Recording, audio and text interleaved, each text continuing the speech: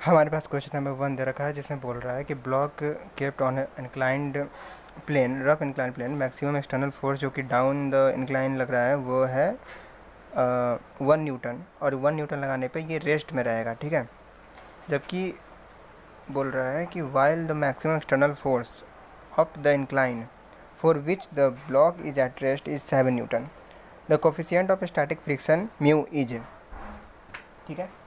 ये question normal question है, ठीक है, मीडियम क्वेश्चन है, बहुत इजी भी नहीं है, बहुत डिफ़िकल्ट भी नहीं है, ठीक है। इसको देखते हैं कैसे बनेगा,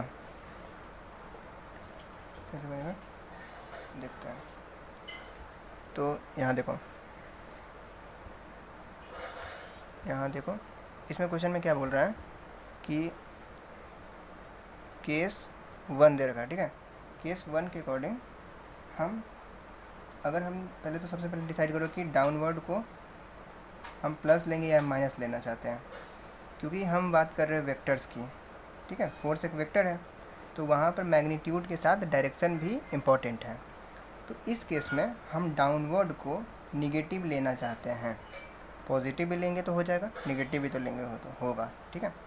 डाउनवर्ड साइड को हम निगेटिव लेंगे तो हमारे पास जो डाउनवर्ड इन सेंस कि इंक्लाइन पे डाउनवर्ड इस तरफ, इंक्लाइन पे इस तरफ जो है निगेटिव है और इस तरफ पॉजिटिव है, ये बहुत इंपॉर्टेंट है, ठीक है। अब हमारे पास जो फोर्स दे रखा है केस 1 में वो दे रखा -1 न्यूटन। वैसे तो दिया है 1 न्यूटन बट माइनस इसलिए क्योंकि वो डाउन लग रहा है, इंक्लाइन पे डाउन लग रहा है, ठीक है। तो -1 इज इक्वल्स टू, इस पर एक लग रहा होगा ग्रेविटेशनल फोर्स जो कि mg sin थीटा है, ठीक है। तो वो भी -mg sin 30 degree, sin 30 degree. क्यों, देखो यहाँ पर हमारे पास जो एंगल है वो 30 डिग्री है, ठीक है। तो mg sin 30 degree, sin 30 degree बराबर होता है 1/2, तो mg/2 -mg/2 हो गया, ठीक है। अब ऊपर की तरफ इसमें एक लग रहा होगा फ्रिक्शन फोर्स, ठीक है, फ्रिक्शनल फोर्स ऊपर लग रहा होगा, ठीक है। तो वो क्या हो जाएगा, माइनस या प्लस mg म्यू cos 30 √3/2 होता है, तो वो हो जाएगा √3/2।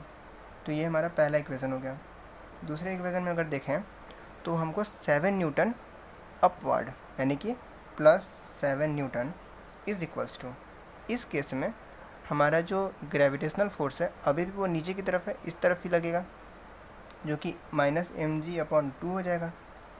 लेकिन इस केस में फ्रिक्शनल फोर्स किस तरफ लगेगा, वो भी नीचे की तरफ ही लगेगा, ठीक है, जिस तरफ ग्रेविटेशनल ये है उसी तरफ। इसका मतलब हमको -mg म्यू √3/2 फिर से करना पड़ेगा।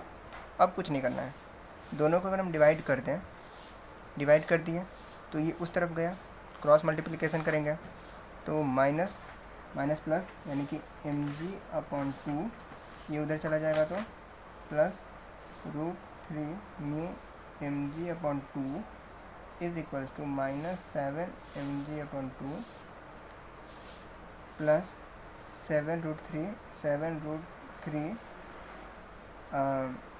म्यू mg/2, ठीक है। अब हम mg/2 हर जगह से काट सकते हैं, mg/2, ठीक है। तो हमारे पास बचता क्या है, 1 plus √3 mu is equals to 7√3 mu -7, ये बचा हमारे पास। अगर हम -7 को उस तरफ ले जाएं तो 8 हो जाएगा, 8 इक्वल टू हो जाएगा 7 में से 1 गया तो 6√3 म्यू। इसको सॉल्व करने पे हुआ ना, ठीक है।